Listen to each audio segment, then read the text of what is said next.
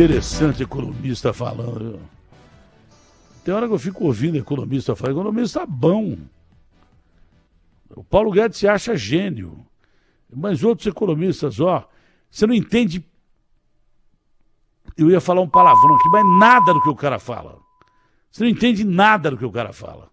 O cara começa, olha, porque Keynes dizia que, Malbataan dizia que. Vai pro raio que o parta, o povo quer comer, o povo quer andar de carro. O povo não quer ver aumentando combustível a cada 2,5 segundos, não. Eu sei que o Ciro, que vai falar com a gente agora, tem um plano de governo legal, tem lá um livro bonito e tal, mas o plano de governo do Brasil hoje é botar comida no prato do trabalhador, deixar o cara botar combustível dentro do tanque, dar emprego para o cara através de empresa, ao invés de ficar... O São Paulo economizou 52 bi para fazer caixa de campanha, para eleger o Dória e o governador aqui, enquanto gente morria de fome. Os caras morriam de fome, ou de Covid, ou de fome. Como é que você pode economizar? Essa é uma digital terrível de você economizar dinheiro quando tem gente morrendo. Então, plano de governo, inicialmente, é salvar o povo. Eu vou perguntar curto que o Ciro responde o que ele quer, porque... Mesmo que eu estou com um problema na voz que eu tenho faz tempo. Não só na voz, na cabeça, na voz, tudo quanto é lugar.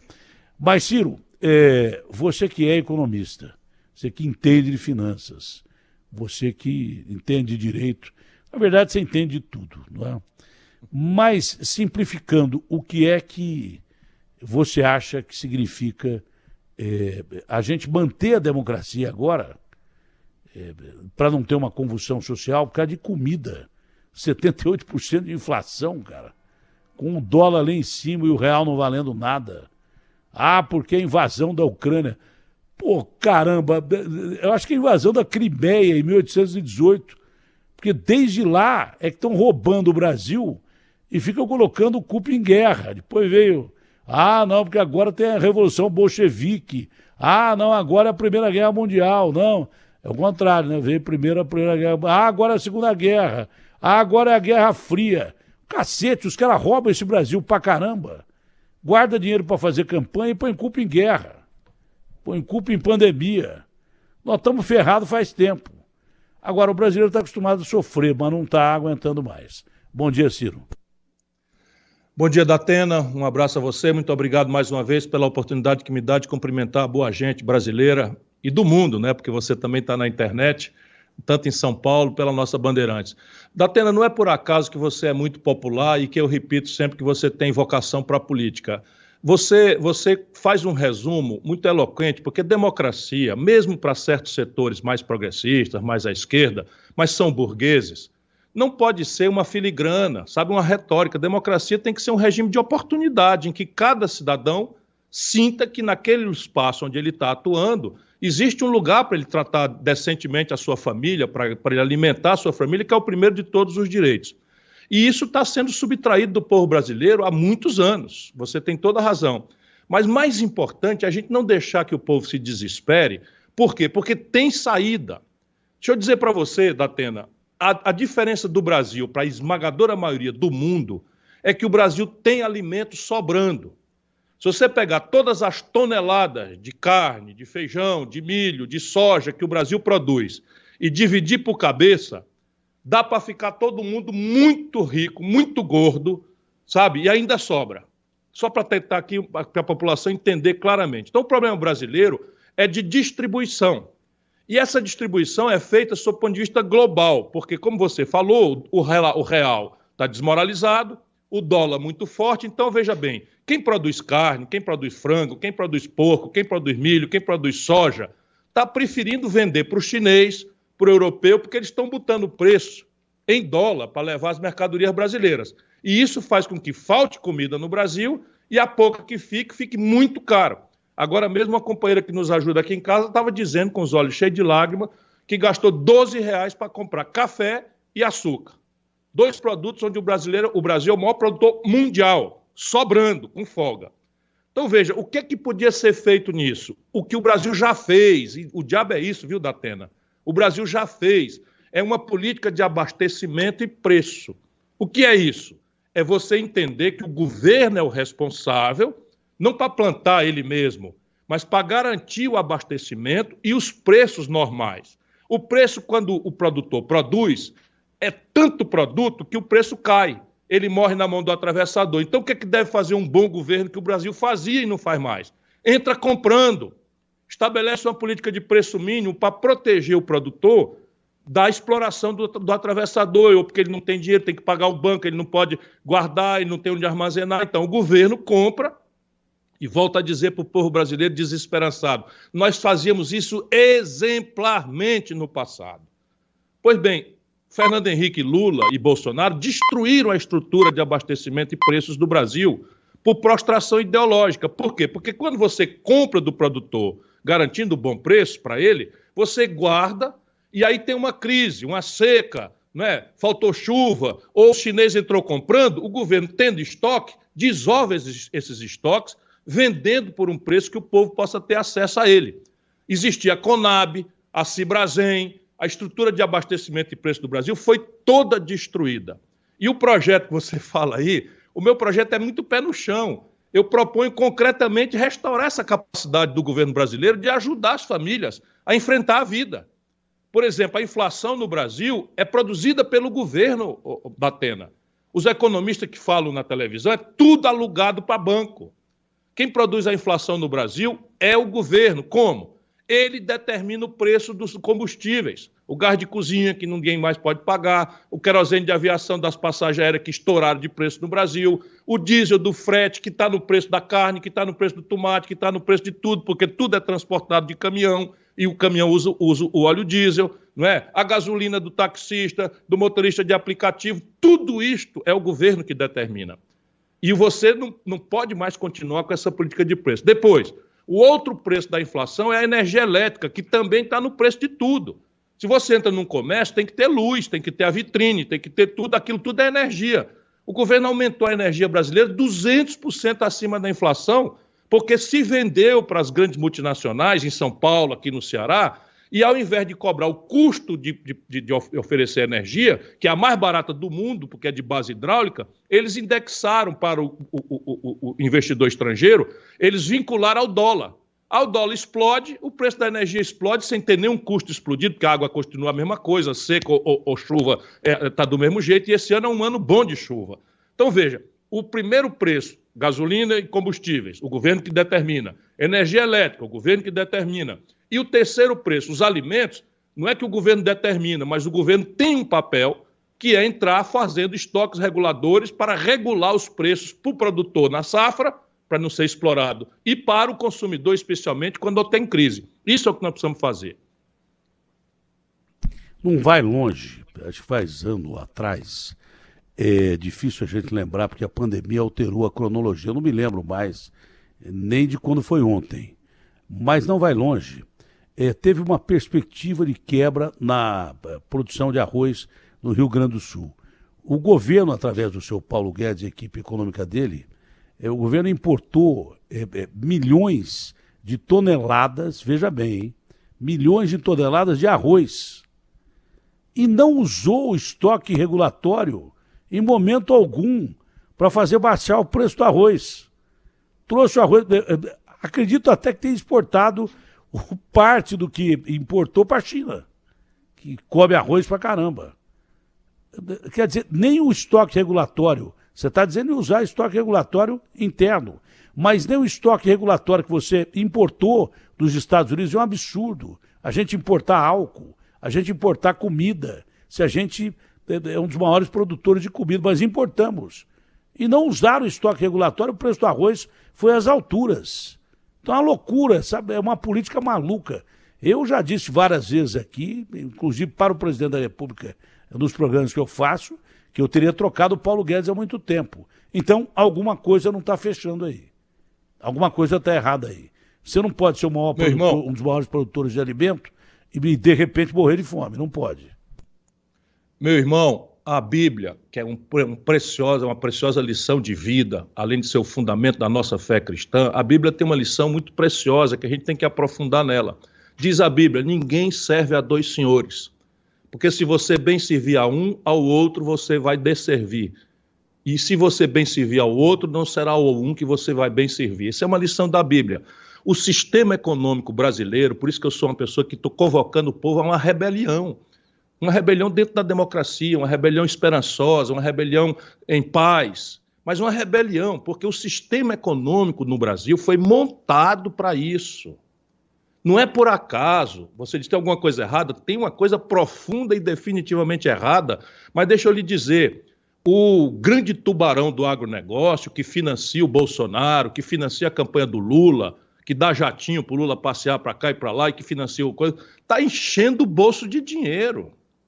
Eu não condeno ninguém a ganhar dinheiro, percebe? Mas se ele pode vender em dólar e botar essa montanha de dólar no bolso sem pagar imposto, porque o agronegócio nem sequer imposto paga, sem empregar ninguém, porque é tudo com máquina e tal, é o governo que tem que responsabilidade de garantir o abastecimento doméstico. Tenho nada contra ninguém ganhar dinheiro.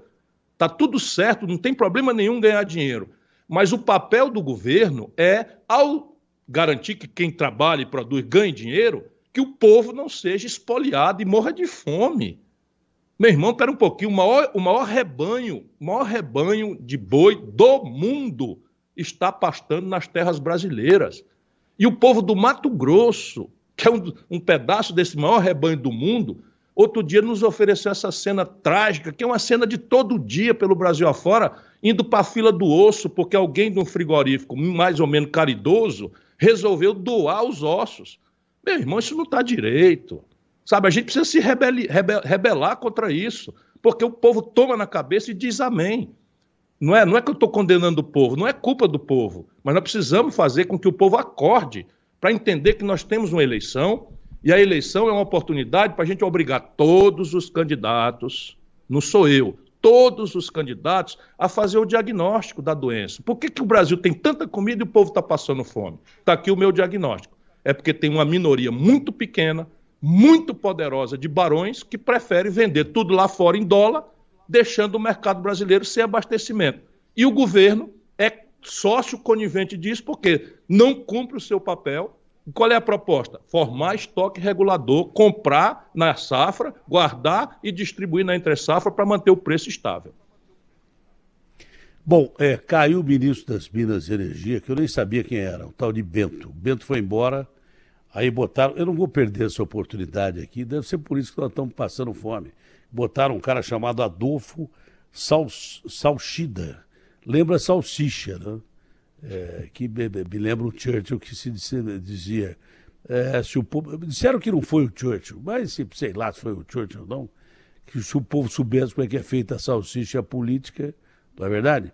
Mas explica para mim, o Ciro, como é que resolve o assunto do combustível? O Chorão esteve aqui anteontem e o Chorão estava morrendo de medo de falar em greve, mesmo porque ele é candidato agora. Foi a primeira vez que eu vi um líder sindical que não queria greve. Né? Aí ele falou assim, olha, Datena, a gente só entra em greve se o povo for a favor. Eu, toda vez que fiz pesquisa de greve aqui, nem sempre a maioria. Por quê? Porque o cara não gosta da greve dos outros. A greve do ônibus vai me ferrar, porque eu não vou chegar no meu trabalho. A greve dos caminhoneiros vai ter desabastecimento, vão parar as estradas, eu não quero a greve. Aí eu botei o telefone no ar aqui. Ciro, de 500 pessoas... Ô João, quantas pessoas mais ou menos para não mentir sozinho aqui? Quantas pessoas ligaram aí? A gente colocou 90 mensagens nesse dia, acho que só 2 mensagens diziam não à greve. Colocou só 90 porque não cabia. Isso, exatamente. Foi a primeira vez que foi um coro uníssono. 2 pessoas entre 100, entre 90, disseram não à greve. E o resto, o caminhoneiro tem que parar, não aguento mais. O cara está tão revoltado com a situação dele que ele não está nem aí com o que vai acontecer na frente. É isso que você falou. Nós não podemos cair em desespero. Eu acho que quando o Ciro fala em rebelião, ele fala em rebelião democrática através do voto. Acho que é isso que o Ciro está falando. Ciro não está falando em pegar em arma, atirar em ninguém. Não. Ele está falando de rebelião democrática através do voto. É bom explicar isso, porque nós dois aqui, os caras, comunista e o caramba, mas é bom explicar. Agora, o que fazer com a Petrobras? O que fazer com esse aumento absurdo, principalmente do óleo diesel, também do combustível comum que todo mundo usa, mas o óleo diesel que é fundamental e é questão de segurança nacional. Se o cara aumentar mais 1 centavo o óleo diesel, sei lá o que vai acontecer. O povo todo a favor de greve. Então, o que fazer com a Petrobras? Nós, cristãos, precisamos amadurecer a lição do nosso livro sagrado. Ninguém serve a dois senhores. Ou bem você serve a um e serve ao outro. Já falei aqui, vou repetir. Ô, Datena, tecnicamente, não tem nenhum mistério, nem nenhuma dificuldade. Acredite, é tão difícil as pessoas acreditarem, meu irmão. Mas eu digo a você, com a experiência de 40 anos de vida pública, eu fui governador, fui ministro da Fazenda. Percebe? Eu sei o que eu estou falando. Sabe, eu seria um grande canalha se eu estivesse falando coisa desse tipo e não fosse rigorosamente demonstrado verdade o que eu estou falando. Deixa eu dizer, é muito fácil, olha como é chocante eu dizer isso, resolver o problema trágico da Petrobras hoje. Como é que se resolve isso? Vamos botar o nosso povo na jogada para poder não ter essas guerras de propaganda. Meu irmão, quanto é que custa um sanduíche na Moca? Como é que você apura? Como é que o dono do sanduíche apura o preço? Ele faz o custo do sanduíche, quanto é que custa o pão, quanto é que custa o queijo, quanto é que custa o ovo, o presunto, se for o caso, a manteiga, a energia que ele gasta, o gás, o óleo e tal. E em seguida ele bota um lucrozinho ali em cima e faz o preço, não é isso? É custo de produzir mais um preço que paga o trabalho dele. Por que ele não pode botar um preço lá em cima? Porque vem o outro cara, faz o sanduíche mais barato e toma o freguês dele. Será que é difícil a gente entender isso? Não é não. Nosso povo, se tiver direito, vamos explicar. Mas eles não querem que o povo entenda porque vão ver o tamanho do abuso que estão praticando. A Petrobras foi criada em 1954. E em 2016, olha aqui, entre 1954 e 2016, a Petrobras calculava o preço dos combustíveis, assim como a gente calcula o preço de um sanduíche. O custo de produção, mais um lucro razoável, tanto que ela cresceu e virou a maior empresa brasileira, uma das maiores empresas do mundo, com o sacrifício do povo brasileiro que financiou essa grande portentosa corporação que é a Petrobras, com 50 mil empresas subsidiárias, com engenharia extraordinária, com tecnologia de ponta, respeitada mundialmente. Pois bem, em 2016, assim que derrubaram o governo da Dilma, num golpe de Estado que ela ajudou a fazer pela incompetência, pela corrupção generalizada, enfim, pela traição daquilo que tinha prometido, enfim, todo mundo entende o que aconteceu no Brasil em 2016. Mas eu estou querendo datar, porque isso mostra que foi a política. Sabe o que aconteceu em 2016? O Michel Temer resolveu que a Petrobras não ia mais cobrar o custo de produzir, mas um lucro razoável.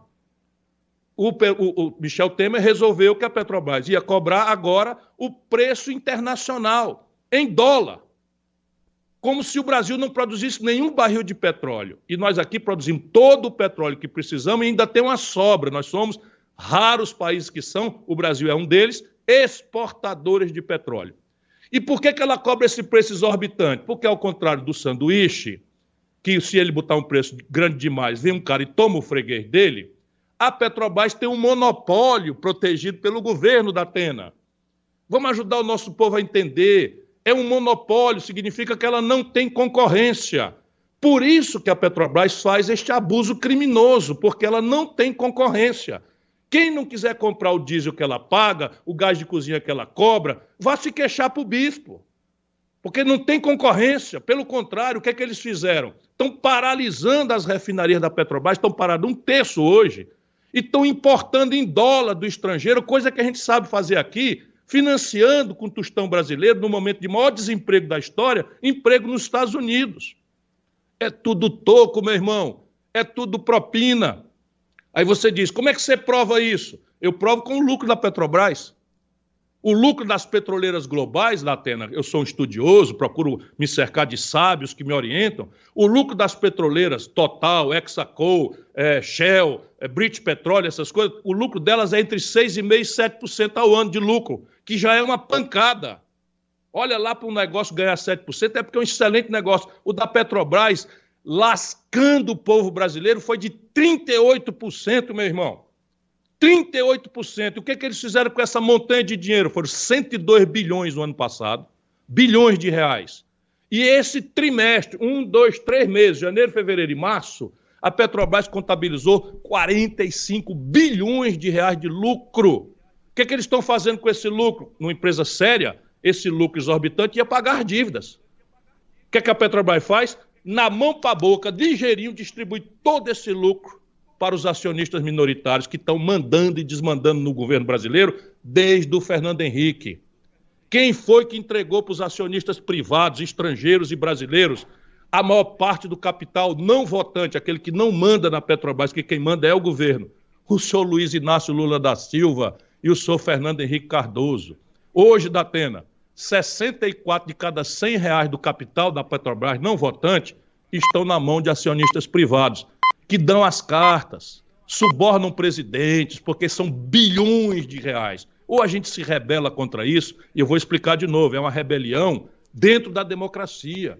É uma rebelião esperançosa, é uma rebelião pelo voto. Mas não vamos deixar a eleição consolidar mais uma vez essa tragédia. Por quê? Porque o Lula está aí prometendo que vai manter o mesmo sistema econômico. Então fica o Bolsonaro fazendo M, né? Para não falar palavrão aqui, fazendo todo dia coisa, a inflação estourada, o desemprego estourado, a informalidade estourada, o pior poder de compra do salário mínimo da história, inflação generalizada para todo lado e o Bolsonaro ainda é competitivo. Por quê? Porque o Lula e o PT botaram uma sombra, de maneira que você agora está obrigando o povo a escolher entre coisa ruim e coisa pior. Estou pedindo a Deus, todo dia, que ilumine a minha palavra. Se não for para mim, que seja para outro. Mas vamos desarmar essa bomba. O Brasil não aguenta mais tanta tragédia e, na verdade, volto a dizer, ninguém serve a dois senhores. Se as coisas estão assim, o Brasil sobra petróleo, o Brasil sobra alimento, é porque tem alguém no poder traindo o povo desde muitos anos para cá. Não, entregando empresas importantes e lucrativas, praticamente da mão de poder estrangeiro, empresas de segurança nacional. Empresas de segurança nacional. Agora, por exemplo, o que significa isso? Que o cara fica falando em golpe, militar da golpe e tal. Pô, golpe é o povo com fome. Esse é o grande detalhe. Por exemplo, o que significaria uma greve de caminhoneiros numa economia globalizada em que o Brasil é um país emergente, apesar de rico, tem uma distribuição de renda canalha, tem 3 ou 4 com dinheiro, 210 milhões numa pindaíba de dadó. O que é que significaria uma greve de caminhoneiros agora, Ciro? É simplesmente o colapso da economia. Eu te explico por quê. 80% de todas as cargas brasileiras são transportadas por transporte modal rodoviário. Isso também é um erro estratégico. Como o Brasil não tem projeto, não entendemos, e isso também ninguém serve a dois senhores. As multinacionais do automóvel controlando os governos brasileiros montaram uma rede em que 80% do transporte é rodoviário. Ora, a maioria esmagadora da população brasileira está lindeira ao litoral. E a nossa estrutura de produção, não é, tirante petróleo que está no litoral, o resto é tudo no grande interior do Brasil. O agronegócio, os rebanhos, a produção de soja, a mineração. Então, evidentemente, o modelo que devia organizar os transportes no Brasil era grandes ferrovias, para drenar as riquezas de grande volume do interior para o litoral, e cabotagem, ou seja, aquela navegação mais barata, e que é muito mais barato do que o frete. Mas o mal está feito. Então, 80 de cada 100 toneladas de carga, vale lembrar, remédio, máquinas, não é? Insumos da produção, tudo vai por caminhão. Se para, colapsa a economia. Colapsa a economia completamente. Agora, veja, isto é uma aberração, irmão. Tanto porque, sob o ponto de vista da política de preço da Petrobras, é uma questão meramente política, não é técnica. Eu não estou falando de a gente fazer petróleo barato, porque eu sou bonzinho. Não, é fazer o custo. E sabe quanto é o custo, Datena? Deixa o teu povo saber. A Petrobras produz o petróleo mais barato do mundo, $10 o barril. Quando entra a cascata toda, distribuição, refino, lucros, impostos, toda a esculhambação que tem, vira $30. Sabe qual é a política? Em vez de cobrar $30 mais um lucro, 7%, 10% e tal, só seria muita coisa, ela pega o preço internacional só por política. E aí tem uma confusão, uma invasão da Ucrânia pela Rússia, o petróleo bate em $140, o Bolsonaro manda passar os $140 para o povo. Aí a Petrobras, que gasta $10 para produzir, cobra 140. Por isso que o lucro exorbita. E ela distribui todo esse lucro trimestralmente, ali ligeirinho, sem pagar um centavo de imposto para aqueles que controlaram o capital privado, porque o Lula e o Fernando Henrique, aí tem, irmão, deram de mão beijada esse pedaço da Petrobras para os estrangeiros e para os banqueiros no Brasil. Olha, eu acabei de comentar um pouco antes de você chegar aqui sobre 14 ou 15 refinarias que tem no Brasil depauperadas, que não interessa a esse povo refinar o nosso petróleo aqui, e não é só petróleo, não, não é só combustível, não é gás de cozinha que a gente está falando, são vários produtos manufaturados do petróleo que a gente podia ter um polo industrial enorme em cima disso. Nós produzimos petróleo barato pra caramba, temos uma reserva do pré-sal que é inesgotável, é como se fosse a reserva que os Estados Unidos não mexem lá no Alasca. É uma coisa impressionante que nós temos no pré-sal aqui. Agora, interessa a Petrobras transformar essas refinarias em boas refinarias? Não. Ela refina tudo lá fora.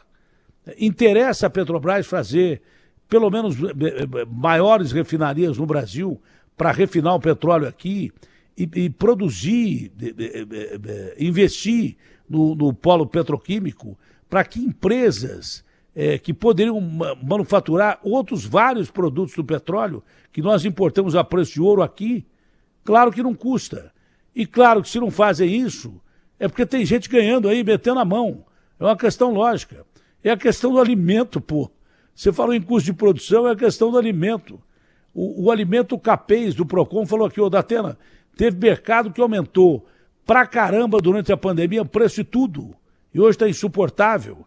Por isso que é insuportável. Fizeram na pandemia uma roubalheira desgraçada que agora, quando tem motivo até para você aumentar alguma coisa, você chega a um preço exorbitante. Você já aumentava o preço dos combustíveis durante a pandemia. A economia está quebrada, vamos aumentar. Aí vem uma invasão da Ucrânia, você aumenta mais. Então o copo d'água vai para o espaço. O Capês garantiu aqui que multou redes de mercados e tal, mas a multa de 10 milhões para esses caras que ganham bilhões não significa nada. Que ele constatou que não havia aumento no custo de produção, não havia aumento no intermediário e que os mercados, pela demanda, esfolaram o povo. Está entendendo como é que é o negócio? Porque lá na pandemia botaram o preço lá em cima e agora, quando tem motivo até por uma economia globalizada quebrada e a invasão da Ucrânia, e hoje aconteceu uma coisa que eu não vi ninguém falar até agora.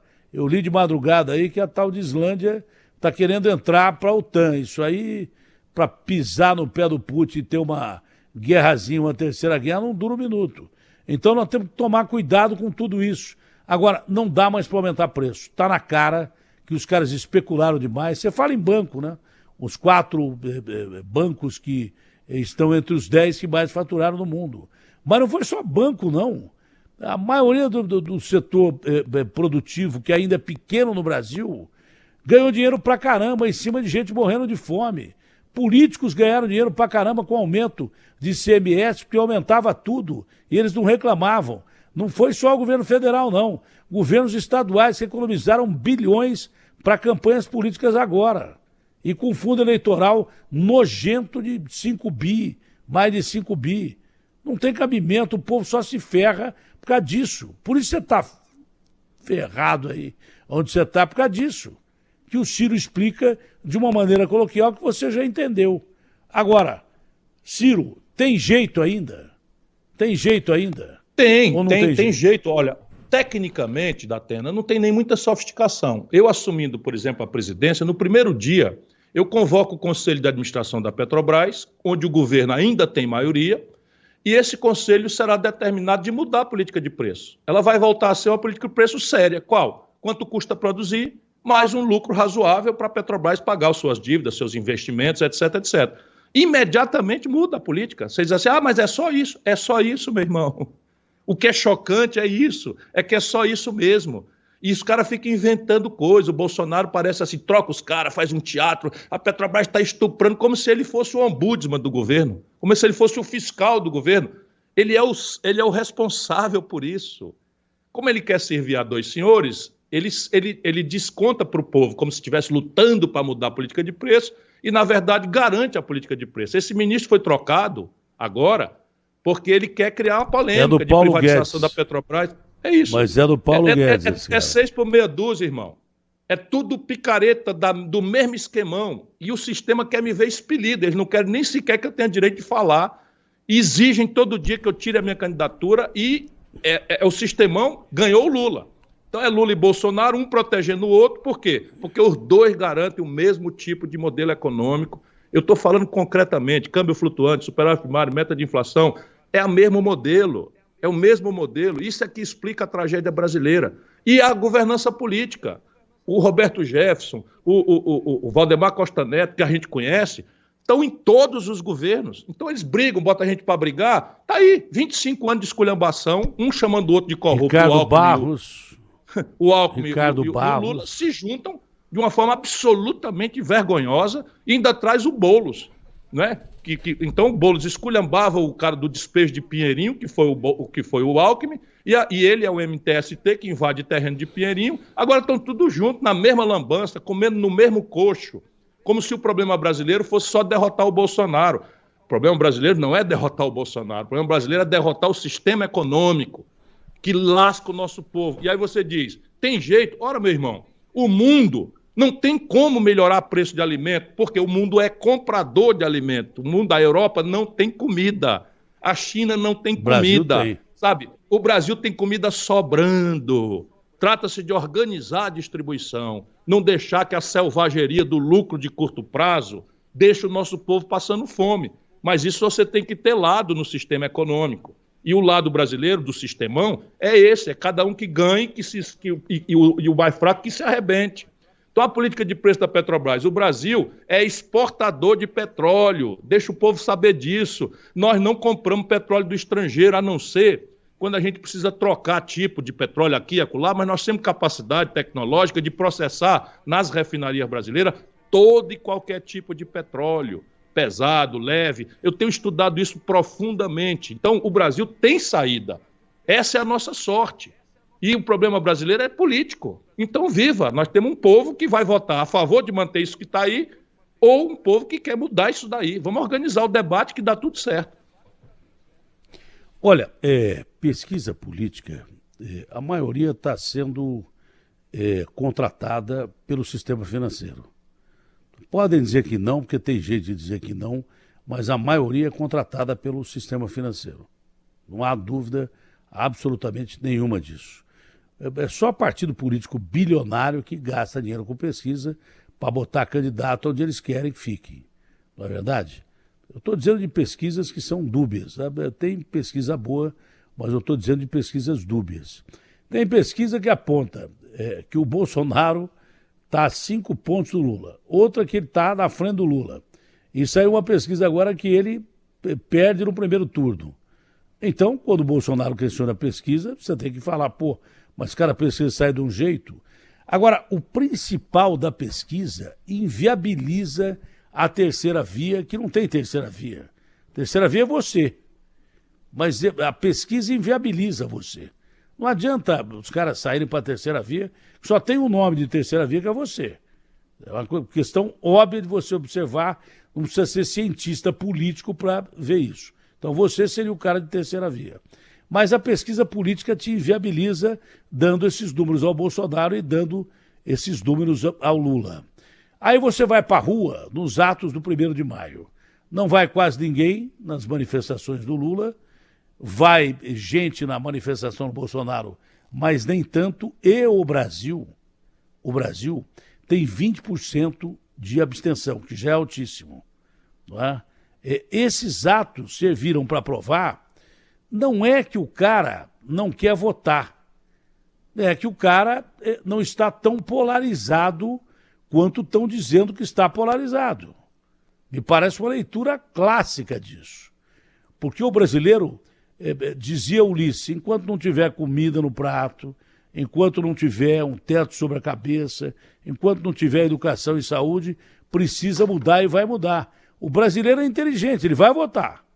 Eu duvido que o índice de abstenção vai ser grande. Pelo contrário, ele vai votar. E é nesse nicho que você pretende pescar, porque no núcleo duro de um e de outro você não vai pescar nada. Esses votam nos dois caras. Mas me parece que o nicho de pessoas que estão em dúvida em votar é muito maior do que as pesquisas apontam. Mas muito maior. Não acredito em abstenção enorme, porque os brasileiros querem que o Brasil mude, entendeu? E é aí que pode estar o pulo do gato, que os caras fazem conta de chegada, com margem de erro e daí por diante, e praticamente tiram você da terceira via. Você é o único cara da terceira via, o resto é tudo candidato militar, é 1, 2, 3, 1, 2, 3, e daí por diante, tirando o Lula e o Bolsonaro. Você entendeu? Então, você observa também dessa forma, e é aí que você está querendo mostrar ao brasileiro que na hora de votar, o cara vai votar em alguém, que você é a opção. Veja, Datena, eu tenho muita humildade para saber do tamanho da dificuldade que eu tenho de ser o único cara que enfrenta o sistema. E o sistema é uma coisa muito prática. Você disse aí, eu vou dizer de novo. Acabou de ser divulgada uma pesquisa, Genial Quest. O que diabo é Genial? É um banco. 2 dias antes tinha divulgado o XP e PESP. Quem é o XP? É outro banco. Sabe quanto custa uma pesquisa no Brasil? R$1 milhão. Sabe o que é mais grave? Eles têm tanto dinheiro que um partido como o meu pode perfeitamente contratar o Instituto de Pesquisa, mas eles contrataram todos. E contrataram, assim, por R$30 milhões a exclusividade. Então, eu não tenho com quem fazer uma pesquisa. Eu estou procurando uma multinacional, um estrangeiro qualquer, que tope vir fazer uma pesquisa no Brasil para eu próprio caminhar com alguma ciência. Mas a minha experiência também me indica algumas coisas. Primeiro, a base censitária no Brasil está errada.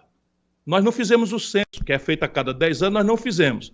E o Brasil, nos últimos 12 anos, mudou profundamente. Só quem não sabe disso é o Lula, que parou no tempo, congelou, sabe, completamente defasado, velho. Não é velho de idade, é velho nas ideias. Ele não entende mais o Brasil. Ele acha que vai repetir o fenômeno de 2003. O Brasil é outro. Por exemplo, os católicos estão votando de um jeito, os evangélicos do outro. Isso nunca foi assim, agora é assim. Os jovens estão votando de um jeito, as pessoas de mais idade estão votando de outro. O Brasil está tão fragmentado, tão fraturado, tão dividido, que vai virar, como os Estados Unidos, o terror dos institutos de pesquisa. Exemplo prático desse lado que eu estou falando. Fortaleza, quem tiver dúvida, achar que eu estou querendo falar em causa própria, entra no Google, meu irmão, e procura ver as pesquisas de Fortaleza, que é a 5ª maior capital do Brasil, na eleição que aconteceu ano passado, 1 ano e 2 meses atrás. O nosso candidato, só para você ter ideia, eu nunca comprei instituto de pesquisa na vida. O nosso candidato a prefeito de Fortaleza, do meu partido, dormiu sábado à noite com 20, 22 pontos de maioria nas pesquisas do Ibope, do Datafolha, e não era banco contratando, eram os institutos fazendo aí as pesquisas e tal. Pois bem, quando abriu a urna domingo à noite, 24 horas depois, ele ganhou por 3,5 da Atena. O buraco, a diferença, a margem de erro foi de 18 pontos. E isso é o que nós temos que entender, não deixar que o sistemão crie uma onda como se há 5 meses das eleições, sem debate de nada, com o país pegando fogo, o nosso povo está passando fome mesmo, Datena.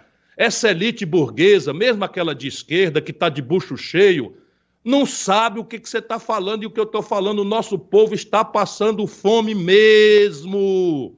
O desespero hoje é o pior conselheiro e nós temos que fazer que o debate não seja um jogo de vaidade, de poder, de modelo de projeto, sabe? E que seja um diagnóstico. Por que o país que mais produz comida no mundo não consegue fazer comida chegar a um preço minimamente acessível para o povo?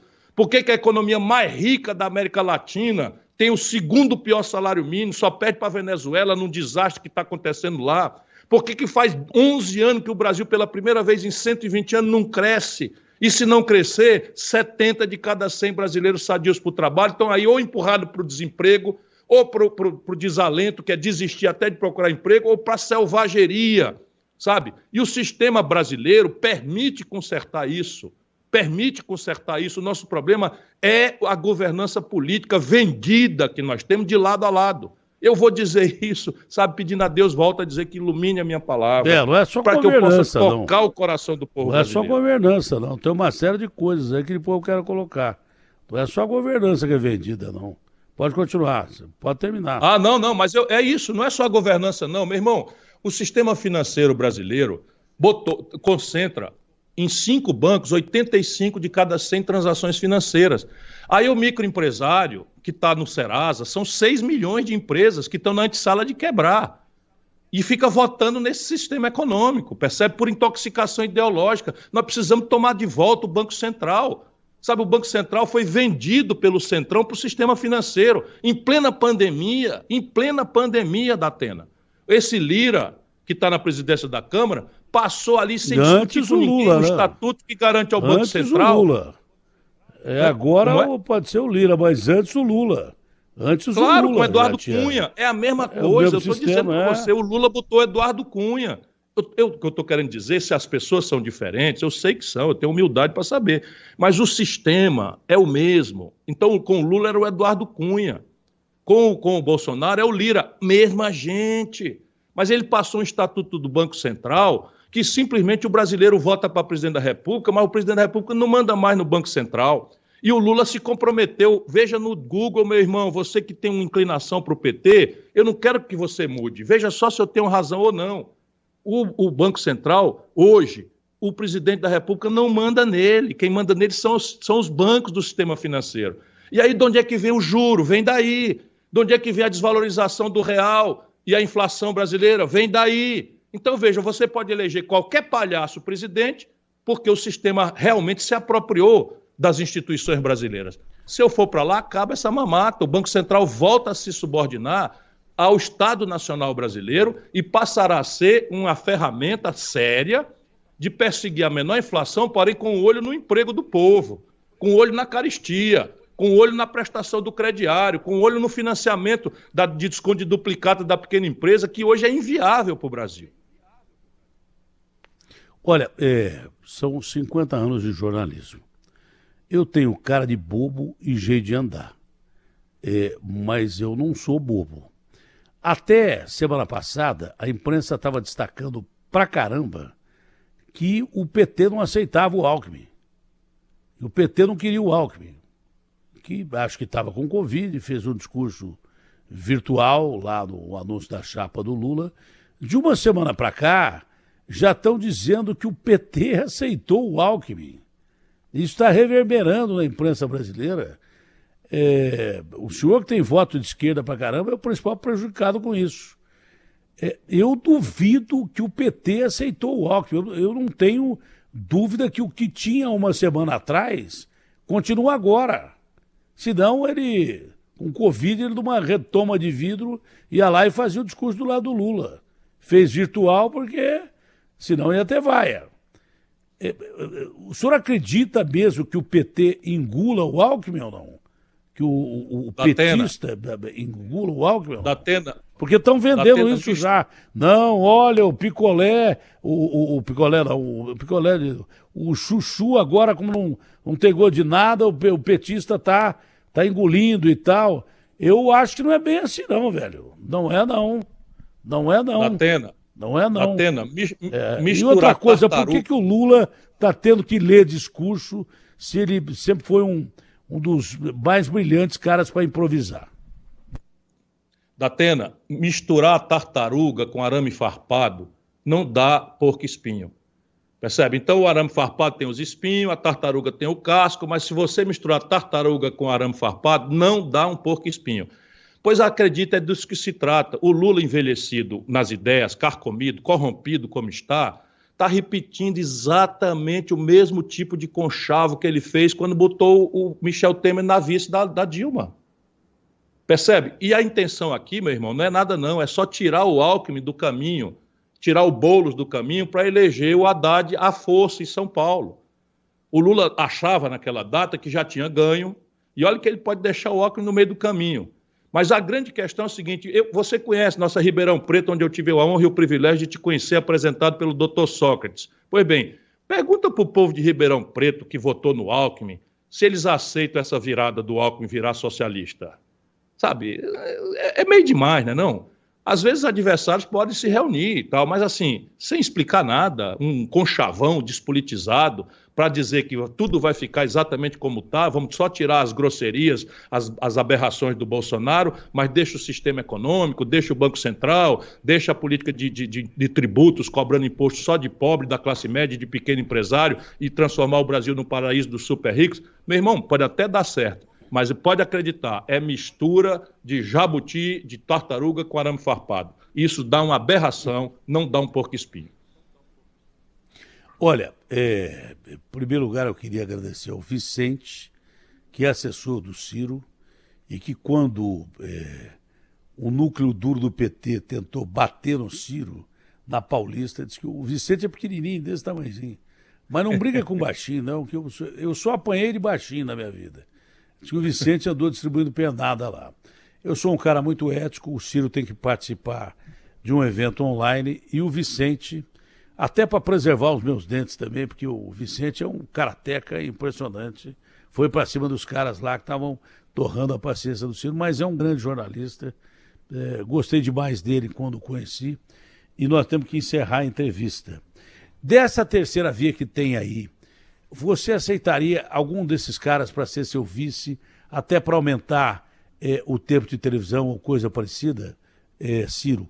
Isso tem tratativa? É a última pergunta, pode responder rapidão, porque senão eu não vou cumprir com o meu acordo com o Vicente. Olha, Datena, eu tenho uma pessoa dessas aí que eu respeito muito. Ela é diferente. Ela não é uma viúva do bolsonarismo como o Dória. Ela é uma pessoa que acho que terá um papel importante, que é a Simone Tebet. Mas ela, nesse momento, está sendo traída pelo próprio partido dela. Porque o Lula está corrompendo, a mão do Lula virou isso. Onde ele bota a mão é para apodrecer. Então ele quer tirar o MDB da Simone Tebet. Quer tirar. Já está acertado com Eunício Oliveira, com Renan Calheiro, os mesmos do escândalo do Petrolão, as mesmas gente, as mesmas práticas, percebe? E eu não faço isso. Então, assim, eu só vou escolher o meu vice em julho, que é no limite aquilo que o povo me der de viabilidade, é o que vai me permitir proteger esse projeto que vai mudar o modelo econômico, mudar o modelo de governança política e derrotar o sistemão. Isso é tarefa quase impossível. Ela só será possível abaixo de Deus, se o nosso povo acordar e não aceitar que a discussão de Chico contra Mané, Maria, picanha, cerveja, anticomunismo, seja essa discussão lambanceira que não consulta nem de longe o drama da fome generalizada e da crise econômica que o país está vivendo. Ou a gente muda, ou o Brasil vai para o brejo. Ciro, ótimo dia, muito obrigado, que Deus proteja. Muito obrigado a você, se cuida, meu irmão, que Deus te proteja e a toda a nossa boa gente brasileira. Você está bem, né? Você teve Covid, mas já está legal. Eu estou me curando de uma Covid, ainda tô com a Covid, estou trancado em casa, mas eu não podia deixar de atender o convite do amigo, que é sempre uma honra para mim. A honra é recíproca na mesma data e poderia ter sido melhor, foi uma pena que eu estava meio confuso. Abraço grande, você estava Ciro, brilhante como Deus. sempre. Um abraço grande, irmão. Abraço grande.